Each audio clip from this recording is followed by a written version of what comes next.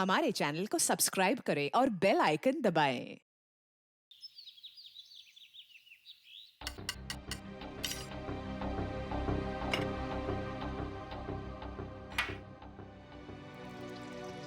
माँ जी, वो लोग इंतजार कर रहे हैं। आपके बेटे का गुस्सा तो बढ़ रहा होगा। तेजल, अरे और कितना टाइम लगाओगी तुम? कोई काम ठीक से नहीं होता है तुमसे।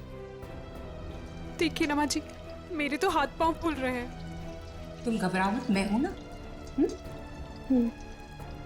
तेजल, जैन, तुम 2 मिनट नहीं रुक सकते? पकड़ा है ना खाना? इसे लेकर जाओ तुम। ठीक है। मैं सब्जी लेकर आती हूँ। लाओ, जाओ।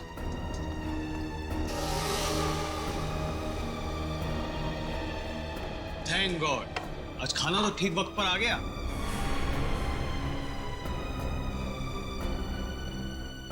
तेजल, तुम ना किसी काम की नहीं। पापा और मैं कब से भूखे बैठे, खाना तक ठीक से नहीं बनता। जैन, क्या हमेशा उसे डांटते रहते हो? सीख जाएगी धीरे धीरे। माँ, आप ही ने ना इसको अपने सर पर चढ़ा कर रखा है। मेरी लाडली बहू, मेरी लाडली बहू।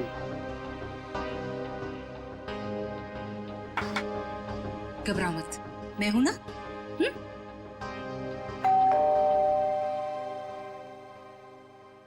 अरे यार, अब ये खाने के वक्त पर कौन आ गया? हाँ सर, ये आपका पार्सल आया है। पार्सल? जी हाँ पर भेजा किसने? सर, एक तो आपने पड़ा हुआ पार्सल लेके आया हूँ और ऊपर से मुझसे ही सवाल कर रहे हैं। तो हमने अभी तक किसी को एड्रेस नहीं दिया तो पार्सल कैसे आ गया? अरे भाई, 4 दिन हुए हमें यहाँ पर आए हुए, पार्सल कैसे आ सकता है? अरे बेटा, पार्सल पे नाम किसका है वो तो देखो। अरे माँ, नाम ही तो सफाचट है। ये लीजिए अपना पार्सल।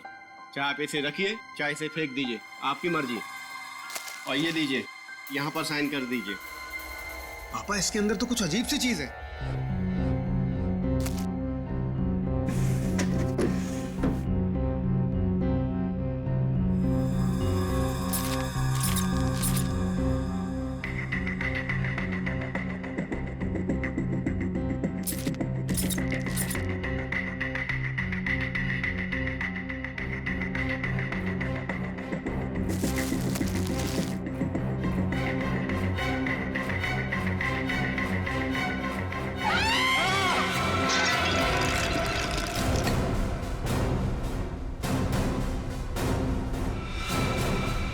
ये किसने भेजा है हमारे घर ऐसा?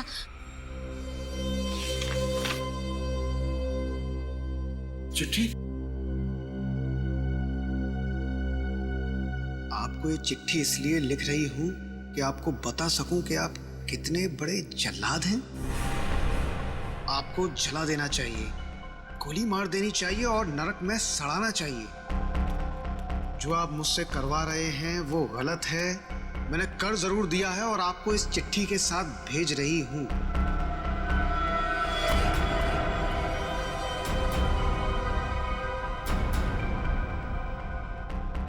लेकिन अब बस, अब मैं आपके लिए ये घोर पाप नहीं करूंगी। मैं कुछ नहीं करूंगी। अब उसे मारना है या नहीं आप देखो। मैं अपने गांव बरोलपुर वापस जा रही हूं और आपको कभी नहीं मिलूंगी। आप बहुत ही घटिया आदमी हो और मैं अब नहीं डरती आपसे। आपकी गायत्री।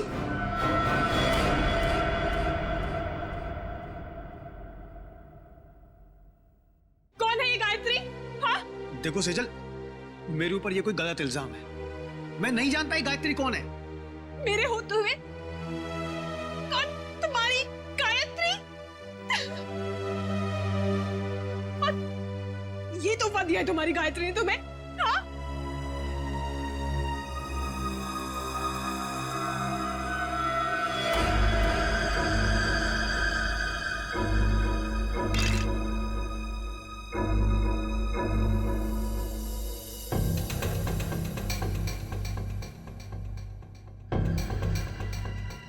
माय गॉड, छोटे बच्चे की कटी हुई उंगली है सर।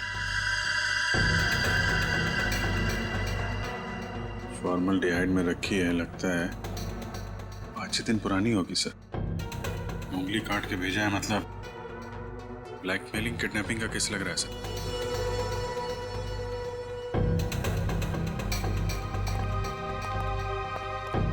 क्या आपके घर में, आपके परिवार में कोई छोटा बच्चा है? नहीं सर, हमारे यहाँ तो कोई बच्चा नहीं है और ना ही ये पार्सल हमारा हो सकता है। लेकिन आया तो तुम्हारे घर पर ही ना। अगर इसी एड्रेस पर आया तो और किसी का कैसे हो सकता है? हाँ? चिट्ठी कहाँ है वो? सब जिसके लिए लिखी गई थी उसके पास ही होगी। अरे यार, क्यों मुझे मरवाने पर तुले हुई हो? सर, चिट्ठी।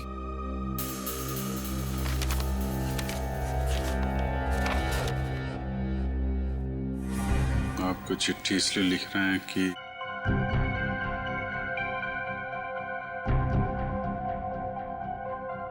बहुत ठीक घटिया आदमी हो और मैं नहीं डरती आपसे।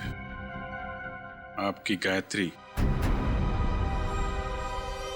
सर, हमें नहीं पता ये चिट्ठी में ये लड़की क्या बात कर रही है और हम गायत्री को नहीं जानते।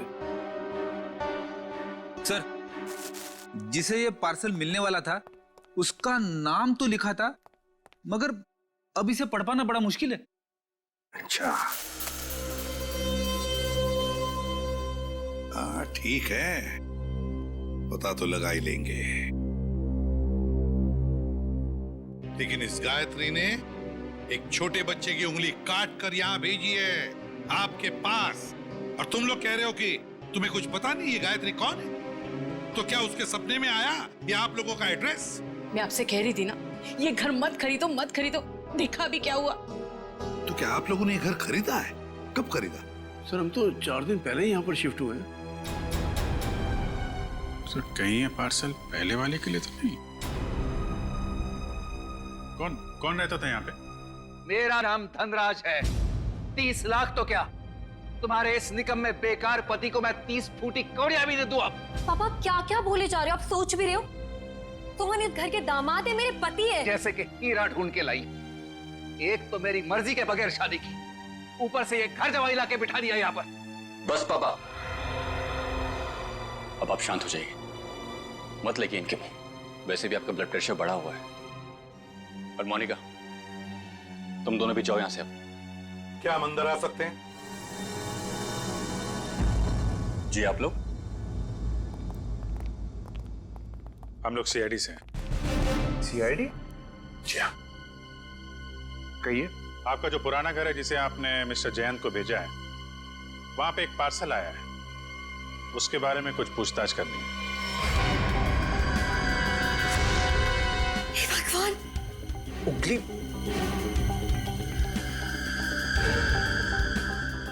ये तो किसी बच्चे की उंगली है। जी हाँ, और इसके साथ साथ एक चिट्ठी भी है। किसी गायत्री ने लिखी है चिट्ठी।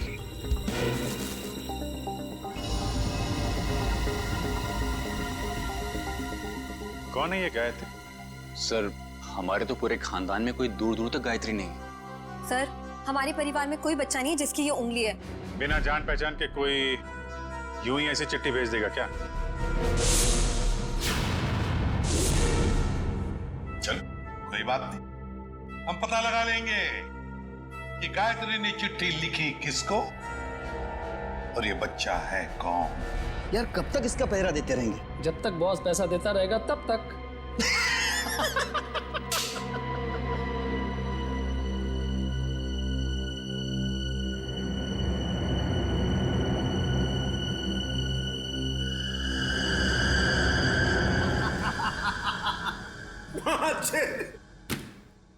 कटी हुई उंगली देखकर सदमा लगा इसे।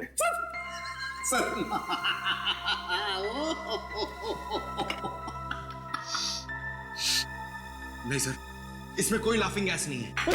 Laughing gas? ये देख साउंड के, तुझे हमने सिर्फ इतना बताया कि गायत्री नाम की एक औरत ने एक बच्चे की उंगली काट दी, और तुझे हंसी के फव्वारे फूट रहे हैं। यार, सिर्फ इतना ही कहा है ना कि ये उंगली शायद 5-6 दिन पहले काटी गई है, क्योंकि सही सलामत है, सड़ना शुरू नहीं हुई है। उंगली तो ठीक है, लेकिन ये फॉर्मेल्डिहाइड का क्या? फॉर्मेल्डिहाइड का क्या? हाँ, क्या? ये देखो, रिपोर्ट पढ़ो फॉर्मेल्डिहाइड की। क्या? फॉर्मेल्डिहाइड सॉल्यूशन 6 साल पुराना है? 6 साल? पंकज क्या हुआ? लगता है फॉर्मल्डिहाइड पी गया इसे। सर, इसने अभी अभी कटी हुई उंगली का फॉर्मल्डिहाइड सूंघा है। सालूम के साहब ने सूंघा, सालूम के साहब गए। पंकज ने सूंघा, पंकज आया। अब तुम भी सूंघ लो। नहीं सर, मेरी वाइफ ने कहा है हंसना मना है। सालूम के साथ हमें इतना बेवकूफ मत समझिए। ये फॉर्मल्डिहाइड भले 6 साल पुराना हो, मगर इसकी कटी हुई उंगली थोड़ी 6 साल पुरानी होगी। और नहीं तो क्या और नहीं तो क्या? ऐसा नहीं हो सकता कि इस गायत्री के पास 5-6 साल पुराना फॉर्मल्डिहाइड हो जिसमें उसने ये उंगली रख दी। क्यों? अब चुप क्यों हो गए? अरे यार वो क्या जब का है? फॉर्मल्डिहाइड 6 साल पुराना तो उंगली भी 6 साल पुरानी हो गई। देखो बॉस, वो जो चिट्ठी गायत्री ने भेजी है ना, उस चिट्ठी पर जो स्याही है, मैं उस स्याही के अंदर घुसूंगा और पता चल जाएगा। आओ, ये लो, सालू के सबब चींटी बन के दिखाएंगे। कैसे? कुछ पी जाएंगे और क्या, चींटी बन जाएंगे? ओ, अगर चींटी नहीं बनेंगे तो इनके अंदर घुसेंगे कैसे, है ना? देखो चल, ये है क्रोमेटोग्राफ। लाइट वहां से निकलेगी और इस जाली पर पड़ेगी। ये खास किस्म की जाली। यहाँ पर लाइट का एक स्पेक्ट्रम बनेगा। लाइट हो जाएगी सतरंगी और इस फिल्टर पर पड़ेगी। ये खास किस्म का फिल्टर है जहाँ से सिर्फ एक खास किस्म की लाइट की रेज ही इस चिट्ठी पर पड़ेगी जो गायत्री ने लिखी, और वो लाइट इस चिट्ठी पर जो स्याही है, उस स्याही के अंदर घुस जाएगी। उस लाइट की वजह से इस स्याही के छोटे छोटे कण अचानक गर्म होना शुरू हो जाएंगे और उन कणों की उछल कूद यहाँ पर दिखाई देगी। और ये इस कंप्यूटर के साथ जुड़ा हुआ है। दरअसल एक कंप्यूटर हमें पढ़ के बताएगा कि ये स्याही कितनी पुरानी। साणुखी, तेरा फिजिक्स का लेक्चर पूरा हुआ? हाँ। हम कहानी शुरू करें? जरूर। ये देखो बॉस, ये लाइट उस जाली पर पड़ी और लाइट का स्पेक्ट्रम, और ये खास किस्म की लाइट घुसी इस चिट्ठी पर।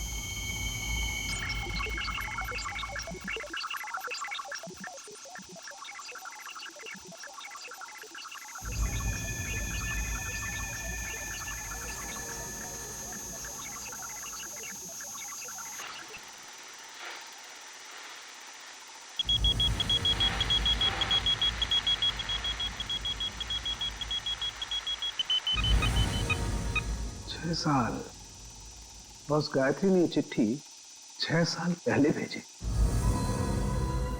गायत्री ने चिट्ठी लिखी 6 साल पहले और चिट्ठी पहुंची अब 6 साल बाद। सर, 6 साल पहले कटी हुई उंगली आज भी नहीं। सर, न जाने इन 6 सालों में इस बच्चे के साथ क्या क्या हुआ होगा। हाँ, 12-13 साल का तो हुआ होगा बच्चा। सर, इस गायत्री को हम ढूंढ निकालेंगे। गायत्री को भी और उस बच्चे को भी। बरूरपुर जाने का इंतजाम करो। हम घर तो दिखा दे रहे हैं आप लोगों को गायत्री का, लेकिन 9 साल हो गए जब वो इस बरूरपुर से गायब हुई है। गायत्री के माँ बाप किसी से उसके बारे में कोई बातचीत नहीं करते हैं। इतना तो बता सकते हैं कि अभी वो कहाँ है, किसके साथ है? मुश्किल है साहब, पति पत्नी दोनों पूरे गांव से कटे रहते हैं, किसी से कोई बातचीत नहीं। लेकिन ऐसा क्यों?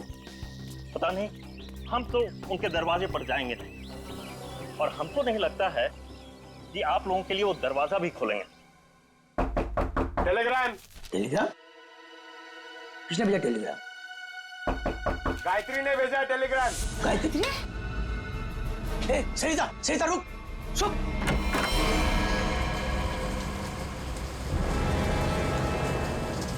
कौन है भैया आप लोग? हम लोग सीआईडी से।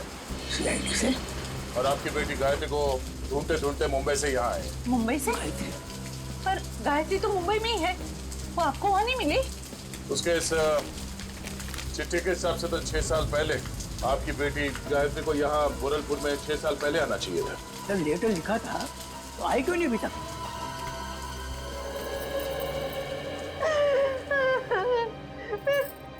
कहाँ गई मेरी बच्ची? कहाँ गई? कहाँ गई मेरी बच्ची? देखिए, आप लोगों को गायत्री के बारे में जो कुछ भी मालूम है हमें बताइए, हम उसे ढूंढ निकालेंगे। हो सकता है वो किसी परेशानी में हो। हाँ? वो मुंबई में कहाँ रहती थी? पता नहीं साहब, मेरी गायत्री 18 साल की थी तो भागे मुंबई चली गई। वो हम लोगों ने उसको मुंबई नहीं छोड़ दी। अचानक एक दिन उसने फोन किया कि उसने वहां किसी के साथ शादी कर ली। पूरे गांव के सामने हमारी इज्जत को मिट्टी में मिला दिया। ये बात है कब की? करीब 7 साल पहले की। उसके बाद आप लोगों का उनसे कोई संपर्क नहीं हुआ? एक बार उसने फोन किया था। उसने बताया कि वो बहुत बड़ी मुसीबत में फंस गई है। पर साहब, हम यहाँ से क्या कर सकते हैं? कैसी मुश्किल? पता नहीं साहब, वो खुद फोन करके ये बोलती थी, पापा मैंने आगे के परेशानी मोल ले ली है। जिसके लिए उसने ये चिट्ठी लिखी थी उसी ने मुसीबत में डाल रखा होगा उसे। किस नंबर से फोन करती थी वो आप लोगों को? किसी दुकान से फोन आता था साहब, फिर अचानक फोन आना ही बंद हो गया मेरी बेटी का। तो आप लोगों ने पता करने की कोशिश नहीं की कि उसने फोन करना बंद क्यों किया? साहब, हमने कई बार वहाँ फोन किया और एक दिन दुकानदार ने बताया कि वो मैडम अब यहाँ पे नहीं आती, शायद वो मोहल्ला छोड़कर चली गई। तो आपने उसे ढूंढने की कोशिश नहीं की? नहीं मैडम। अच्छा, गायत्री के पति के बारे में कुछ पता है आपको? कोई पता नहीं साहब पति के बारे में। अच्छा, गायत्री का एक बेटा भी था ना? नहीं साहब, उसका कोई बच्चा नहीं था, वरना क्या वो अपनी माँ को नहीं बताती? ठीक है, आप हमें उस दुकान का नंबर दीजिए और गायत्री का फोटो भी, हम पता कर लेंगे। ये क्या है तेरे को बच्चे को तैयार करने में इतना समय लगता है? अरे आ रहा हूँ भाई, नए कपड़े पहना रहा हूँ। ठीक है, जल्दी आ। पता नहीं यार ये बॉस को भी क्या हो जाता है, हर महीने में एक नया कपड़ा पहनाकर उसका फोटो खींच के भेजने को कहते हैं। कमाल है। चल ना, ले तैयार हो गया। बेटा क्यों रो रहा है तू? ये अंकल ने मुझे मारा। बेटा मत रो, अंकल को हम बाद में खूब मारेंगे। अब स्माइल दे, एक फोटो निकाल लेता हूँ तेरा। सर, पिछले 15 साल से हम धनराज के पड़ोसी थे। सर, हम उसकी रग रग को जानते हैं। सर, उसने जरूर कुछ गड़बड़ किया होगा, तभी तो अपना घर वो कोड़ियों के भाव बेचकर भाग गया। तो ये कुमार जी मोहल्ले में पूरी बात बताते समय घबरा रहे थे तो इनको यहाँ ले आए। सर, हम मोहल्ले में उनके बारे में कुछ बोल नहीं सकते थे क्योंकि बड़े खतरनाक लोग हैं सर, वो हम सबकी जान भी ले सकते थे। हाँ सर, उसका बदमाश दामाद सोहन और वो खुद बुढ़ा धनराज, अगर वो डस भी ले ना सर तो कोई पानी ना मांगे। अच्छा, ऐसा क्या किया उन्होंने आपके परिवार के साथ? सर, उनको समझना बहुत मुश्किल है, बहुत घटिया लोग हैं सर, एक नंबर के क्रिमिनल है सर। मेरी बेटी की हालत देखिए ना सर, धनराज के बेटे ने इसकी जिंदगी खराब कर दी। रणवीर ने? नहीं सर, हम रणवीर की बात नहीं कर रहे हैं, उसका छोटा बेटा अमन की बात कर रहे हैं सर। एक मिनट। उनके घर में हमने एक ही बेटा देखा, रणवीर, लेकिन धनराज का दूसरा बेटा अमन है, ये तो हमें किसी ने नहीं बताया। सर, उन्होंने भी आपको सच नहीं बताया, भगोड़ा है अमन। सर, उससे मेरी शादी होने वाली थी और सगाई के दिन ही वो मुझे छोड़कर भाग गया, पता नहीं कहाँ चला गया था। ये धनराज और उसका परिवार तो काफी शातिर निकला सर।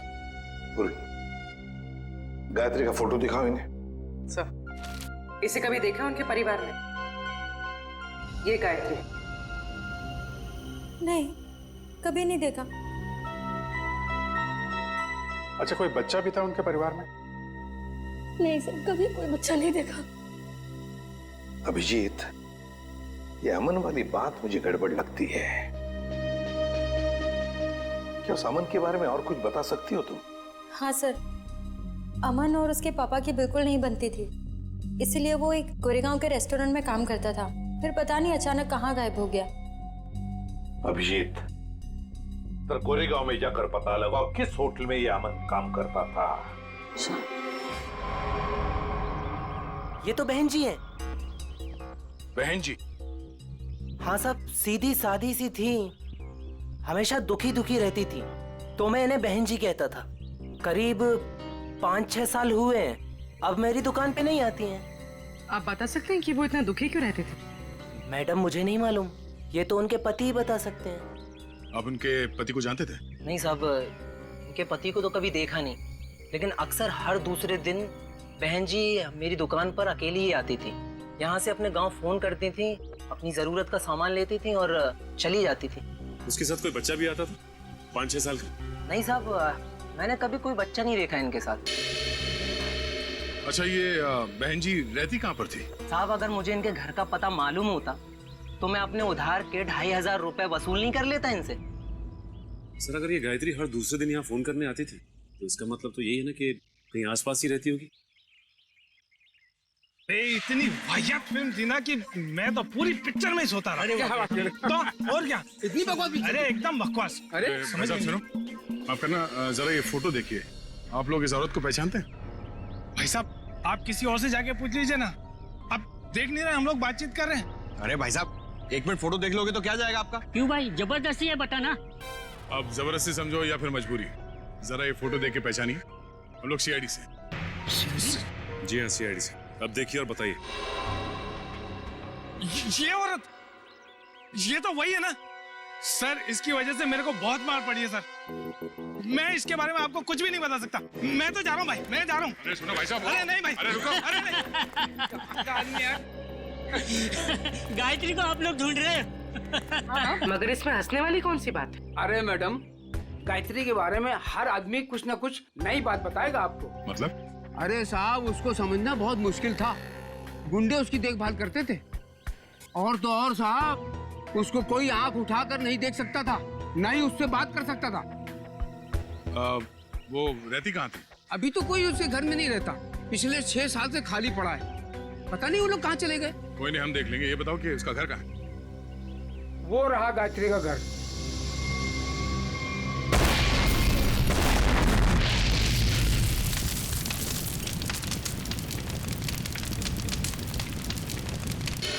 ये तो अमन साहब हैं सर। ये बहुत पहले यहाँ पर मैनेजर होते थे सर, बहुत खड़ूस थे ये, 1 सेकंड चैन से नहीं बैठने देते। अच्छा ठीक है ठीक है। उनके बारे में हमें कुछ और बता सकते हो? हाँ साहब, सुना है कि इनके पिताजी के साथ इनकी बिल्कुल नहीं बनती थी, इसीलिए वो इतने बड़े बाप की औलाद होने के बाद भी यहाँ काम करते, और फिर किसी रईस लड़की से उन्होंने शादी कर ली और फिर शायद वो बेंगलोर चले गए। और क्या सर, करीब 6 साल पहले एक कार एक्सीडेंट में वो, उनकी पत्नी और उनका बेटा मारे गए। तीनों मार गए? सर सुना तो ऐसा ही था। उनकी पत्नी का नाम गायत्री था क्या? नहीं सर, गायत्री तो नहीं था, नाम तो कुछ और था सर। पहले याद था पर अब याद नहीं आ रहा। मैं तुमने बताया उनका बेटा भी था? हाँ सर, करीब 5-6 साल का था जब वो एक्सीडेंट हुआ था। Thank you very much. वो उंगली 5-6 साल पहले की कटी हुई है, किसी 5-6 साल के बच्चे की है, और अमन के बेटे का एक्सीडेंट भी 5-6 साल पहले हुआ था, और वो चिट्ठी भी 5-6 साल पहले लिखी है। तो ये बच्चा तो पोता निकला धनराज का। कहीं ऐसा तो नहीं कि ये बच्चा भी जिंदा हो? मुझे भी ऐसे ही लग रहा है। जरा बैंगलोर फोन करो और पुलिस स्टेशन से एक्सीडेंट के सारे रिकॉर्ड मंगवा लो। इस गायत्री का कुछ ना कुछ लेना देना है धनराज परिवार से। और ये धनराज सारी बातें हमसे छिपा क्यों रहा है?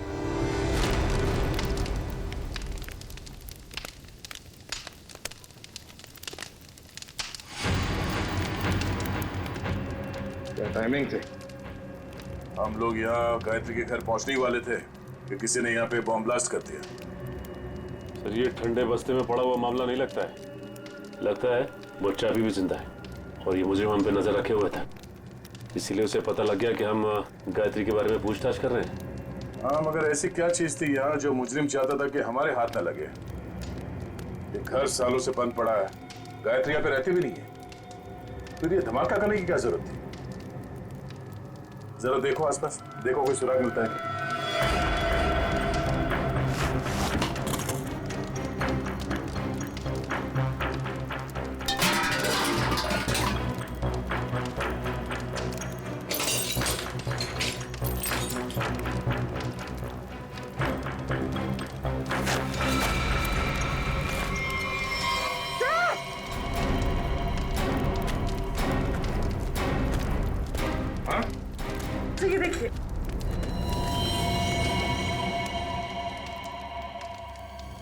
किसी की हड्डियां हैं, सीमेंट और ईंट के टुकड़े पे चिपकी हुई है।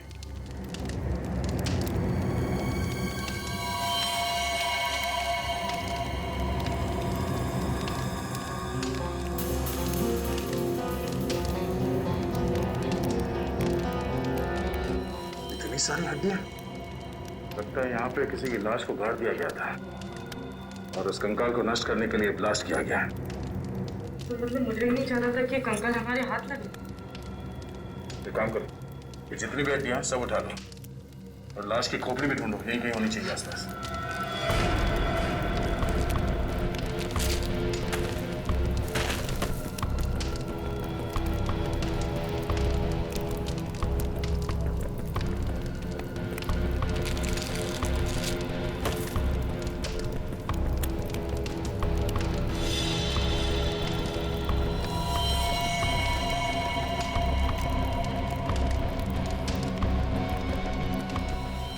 ये देखो, मिल गई खोपड़ी। मतलब सर किसी की लाश को यहाँ पे गाड़ा गया था? और ये है कौन? इसके साथ ऐसा क्या हुआ था कि इसके गाड़ने के बाद भी इसकी लाश को जला के नष्ट करने की कोशिश की गई है?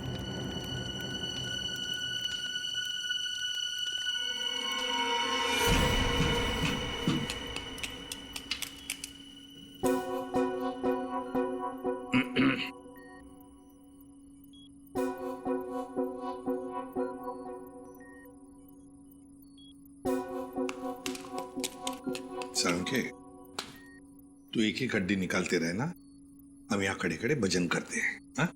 बॉस, आप वक्त से पहले आकर के खड़े हो गए मेरे सर पे। ये हड्डियां किसकी है बता? ये हड्डियां एक लड़की की हैं। सर, गायत्री के घर में लड़की की हड्डियां?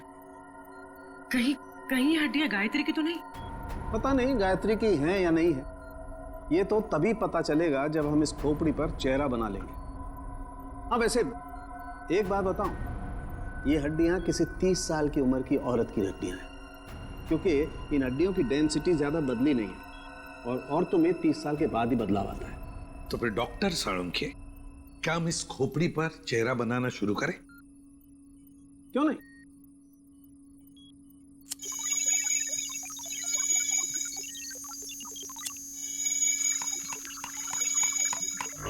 वैसे एक बात बताओ, जिस किसी ने भी गायत्री के घर में ब्लास्ट किया है, उससे बड़ा गधा संसार में कोई और होगा नहीं। वो क्यों?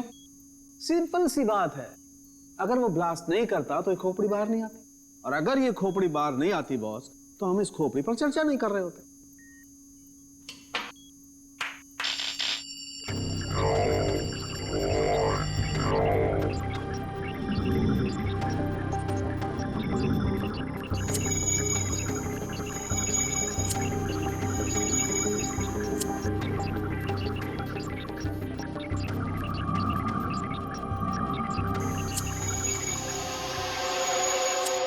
वैसे इसको थोड़ा वक्त लगेगा बॉस, कंप्यूटर को हर काम सोच समझ के करना पड़ता है, कहीं चेहरा गलत ना बन जाए।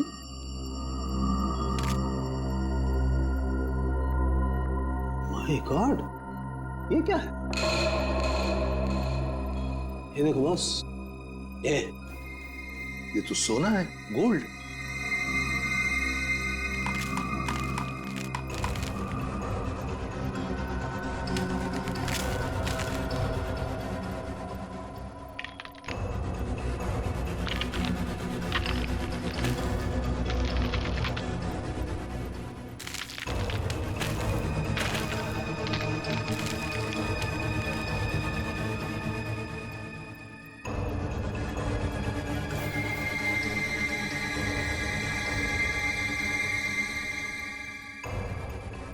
ये देखो boss, A for apple, A for Aman. हाँ, चेहरा बन गया बॉस। गायत्री, सर, गायत्री के घर में घुस के किसी ने उसे मार दिया और उसे अपने घर में गाड़ दिया, और गायत्री ने उस बच्चे की उंगली काट कर भेज दी। और हुआ क्या उस बच्चे का?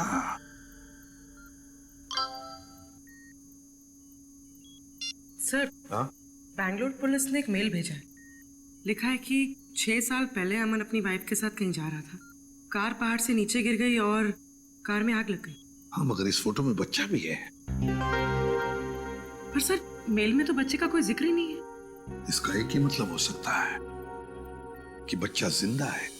सर बच्चे ने गले में चेन भी पहनी हुई है। और सर वही वाली चेन है, A for apple. A for Aman. पर सर अमन के बेटे की चेन गायत्री की लाश के पास मिली। अमन और उसके पत्नी की गाड़ी का एक्सीडेंट हो गया 6 साल पहले। गायत्री ने उनके बच्चे को पकड़ लिया, उसी की उंगली काट कर भेज दी। पर अब तो गायत्री ही नहीं रही, तो फिर वो बच्चा कहां गया? उस बच्चे को ढूंढना होगा, बचाना होगा और इस धनराज की गर्दन पकड़नी होगी। बस बबलू ने एक निवाला खा लिया ना तो हमारा काम हो जाएगा।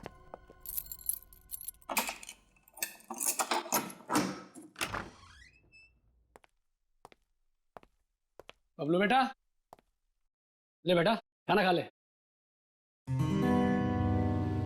ये मेरे लिए? हाँ मुन्ना, तेरे लिए ही है, ले खा ले।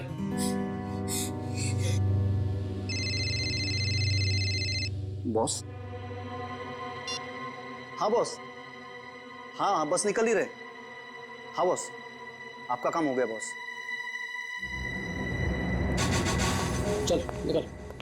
चल। धनराज जी, क्या कह रहे थे आप लोग? कि आपको उंगली के बारे में कुछ पता नहीं, गायत्री कौन है किसी को कुछ नहीं मालूम, आपके पूरे परिवार में कोई बच्चा है ही नहीं, तो फिर क्या ये झूठ पे झूठ बोलते रहे आप। आपको मालूम था वो उंगली किस बच्चे की है? आप जानते थे गायत्री ने एड्रेस लिखने में कोई गलती नहीं की। आपने ये बताना जरूरी नहीं समझा कि आपका एक और बेटा था अमन, जिसका एक 5-6 साल का बच्चा है? क्यों? सर, जब मैंने उंगली देखी थी तो मुझे लगा था कि वो शायद पोते की हो सकती है। सर बचा लीजिए उसे, सर बचा लीजिए, सर प्लीज बचा लीजिए उसे। वो किसी की कैद में है पिछले 6 साल से। उसने कहा है कि जब तक मैं उसे पैसे देते रहूं तब तक वो उसे जिंदा रखेगा। सर उसने मुझे धमकी दी है कि अगर मैं किसी को बताऊं तो मेरे बबलू को मार देगा। पापा, अमन का बेटा जिंदा है और आपने हमें भी नहीं बताया। मैं नाराज था अमन से। उसने भी मेरे मर्जी के खिलाफ शादी की थी, पर 5 साल के बाद उसका मुझे फोन आया और उसने माफी मांगी, तो मैं किसी को बिना बताए बेंगलोर चला गया। फिर पोते बबलू को गले लगाया, उनको घर वापस आने को कहकर मैं वापस आ गया। मुझे क्या पता था कि वहां से आते आते उनका एक्सीडेंट हो जाएगा। लेकिन बबलू उस एक्सीडेंट में बच गया है ना?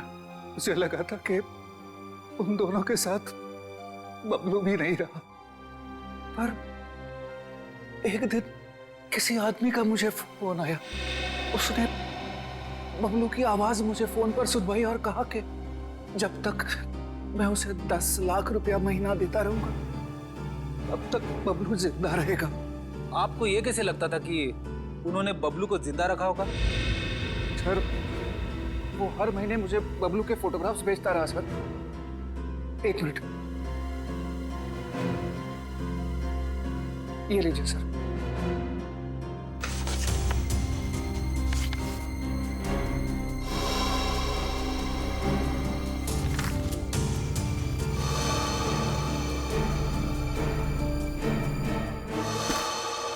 आपने उस किडनैपर का फोन नंबर तो नोट किया होगा ना? नहीं सर, वो हर बार अलग अलग नंबर से फोन करता रहा। अब तक एक भी बार नंबर रिपीट नहीं हुआ सर। धनराज जी, ये किडनैपर तुम्हारे साथ पैसे का खेल खेलता रहेगा, झूठी उम्मीद दिलाता ही रहेगा। लेकिन अब ज्यादा दिन उसका ये खेल हम नहीं चलने देंगे। नहीं चलेगा उसका ये खेल।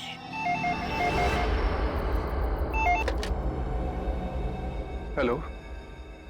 धनराज जी, मैं सोच रहा हूँ कि आपका पोता मैं लौटा दूं। ओह, तुम हो? भगवान तुम्हारा भला करे। प्लीज मेरे पोते को लौटा दो। हम भगवान के भरोसे पे नहीं रहते। तुम हमारा भला करोगे और हम तुम्हारा। हाँ हाँ, मैं हमेशा की तरह पैसे लेके आऊंगा। बोलो कहाँ आना है? अभी आता हूँ। नहीं, अभी नहीं, कल सुबह ठीक 7 बजे कल्लू गैरेज, और इस बार 10 करोड़ लेकर आना। 10 करोड़? हाँ, 10 करोड़। पर इतने सारे कैश पैसे मैं कहाँ से ले आऊंगा? इसीलिए तो 12 घंटे का समय दे रहा हूँ ना। और सुनो, कोई चालाकी नहीं, वरना अपने पोते से हमेशा के लिए हाथ धो बैठोगे। नहीं नहीं, प्लीज कुछ भी मत करना मेरे पोते को। मैं पहुंच जाऊंगा, 7 बजे के पहले ही पहुंच जाऊंगा। Hello hello hello.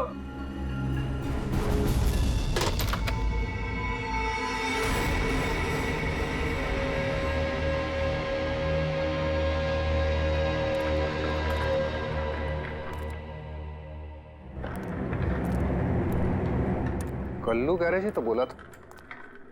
यहाँ तो कोई नहीं है। हेलो हेलो, कोई है? पापा।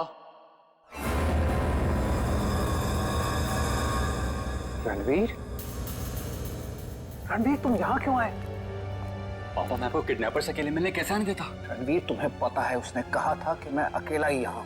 अगर उसने तुम्हें देख लिया तो वो बबलू को कुछ भी कर सकता है। रणवीर, जाओ, भागो, तुम भागो।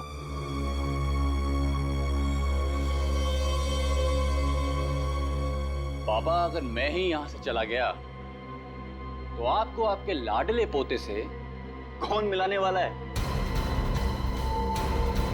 क्या? तुम? हाँ, मैं ही आपके पोते को 6 साल से पाल रहा हूं। क्या कह रहे हो रणवीर?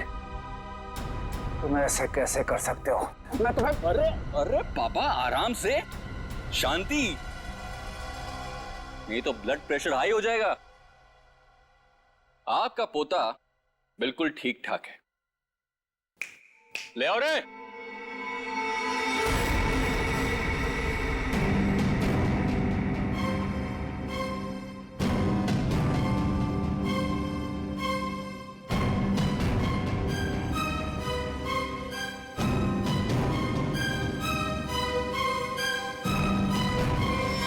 बबलू, दादाजी,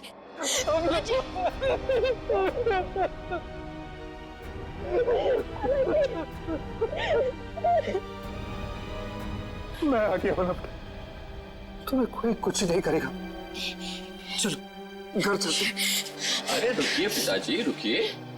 जाते जाते जरा इन कागजात पे साइन करते जाइए, देख लीजिए। वो क्या है ना कि ये सब हो जाने के बाद आप और मैं एक साथ तो रह नहीं सकते, तो आपका घर और फैक्ट्री मेरे नाम कर जाइए और दफा हो जाइए। तो जैसे विश्वासघातकी को तुम्हें एक फूटी कौड़ी भी नहीं दूंगा। दोगे पापा, दोगे। जब आप बिना देखे अपने पोते के लिए करोड़ों रुपए दे सकते हो, तो देखने के बाद तो इतना दे ही दोगे। नहीं मिलेगी, एक फूटी कौड़ी भी नहीं मिलेगी। अच्छा, देखते। क्या कर रहे हो? सोच लीजिए। दादाजी नहीं। मैं बुढ़े साइन कर, दोबारा मौका नहीं दूंगा।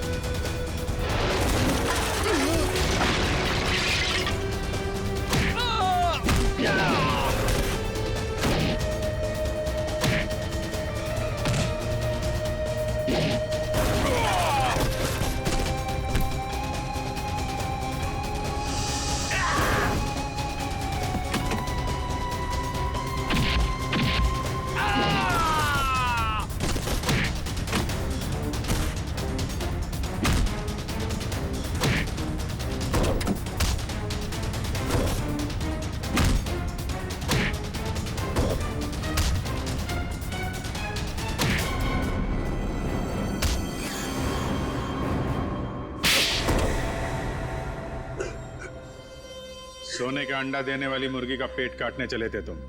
सारे अंडे एक साथ चाहिए थे, हैं? धनराज जी को फोन करके यहाँ बुलाना तुम्हारी सबसे बड़ी गलती थी। गायत्री ने वो चिट्ठी इसी जल्लाद के लिए लिखी थी। इसने शादी की थी उससे। अब बता, क्यों किया तूने ये सब? कोई औलाद नहीं थी इनकी, तभी इन्होंने मुझे गोद लिया था। लेकिन फिर अमन के हो जाने के बाद मैं इन पर बोझ बन के रह गया था। रणवीर, मैंने तुम्हें कभी अमन से कम नहीं समझा बेटे। झूठ बोल रहे हो तुम। अमन ने इनकी मर्जी के बगैर शादी की थी और वो घर छोड़ के चला गया। तो मुझे लगा शायद अब मुझे मेरा हक मिल जाएगा, लेकिन नहीं, सुलह करके आ गया उसके साथ। इसलिए तुमने अमन को एक्सीडेंट में मरवा दिया?